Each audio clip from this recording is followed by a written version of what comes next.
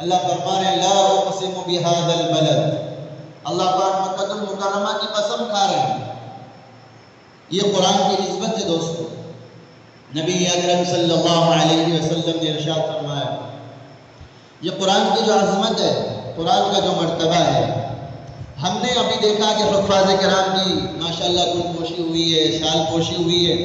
یہ جو اعزاز حفاظ کرام کو اللہ نے دنیا میں دلایا ہے، یہ اللہ پاک نبی اکرم صلی اللہ علیہ وسلم کی زبانی اس کی کچھ یوں ترجمانی فرماتے ہیں کہ یہ حافظ قرآن ابھی حافظ نہیں بنا ہے، ابھی اس نے حافظ بننے کا ارادہ کیا ہے، اور وہ حفظ قرآن کے لیے اپنے گھر سے نکلتا ہے، اللہ پاک آسمانوں سے فرشتوں کو نازل فرما دیتے ہیں، اور اللہ پاک فرماتے ہیں دیکھو میرے بھی برابری کے اندر ایک لڑکا اللہ کے کلام کو حفظ کرنے کے لیے اپنے گھر سے نکل رہا ہے۔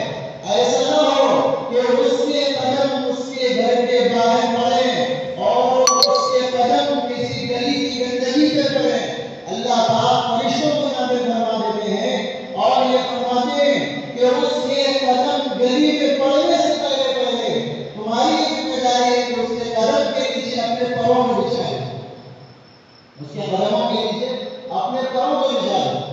پھر نبی اکرم صلی اللہ علیہ وسلم نے ارشاد فرمایا وہ جو فرشتے ان پاؤں کو بچھاتے ہیں، اللہ کے نبی نے فرمایا حافظ قرآن کی عظمت اور اس کی برکت سے وہ فرشتے برکت حاصل کرتے ہیں۔ اب جو مخلوق نور کی بنی ہوئی ہے، جو مخلوق محض نور ہے، فرشتے بنے ہوئے نور سے، فرشتے مٹی سے بنے ہوئے نہیں ہیں، فرشتے نور سے بنے ہوئے ہیں۔ اب جو مخلوق محض نور کی ہے وہ مخلوق ابھی حافظ نہیں بنا ہے، اس کے پیر سے پیر حاصل کر رہی ہے۔ اب جب یہ بندہ حافظ بن جائے گا، اس کے سینے کے اندر قرآن آ جائے گا، اب اس کا کیا مرتبہ ہوگا؟ اس لیے ہمارے ذہن کے اندر ان حفاظ کرام کی اور جو قرآن پڑھنے والے ہیں، جو قرآن پڑھانے والے ہیں، ان کی عظمت ہمارے دل میں ہو۔ نبی اکرم صلی اللہ علیہ وسلم نے ارشاد فرمایا خیرکم من تعلم القرآن وعلمہ، کس ذات کا فرمان ہے؟ اللہ کے نبی صلی اللہ علیہ وسلم نے ارشاد فرمایا کسی اور نیک کام کو اللہ کے نبی نے نہیں فرمایا۔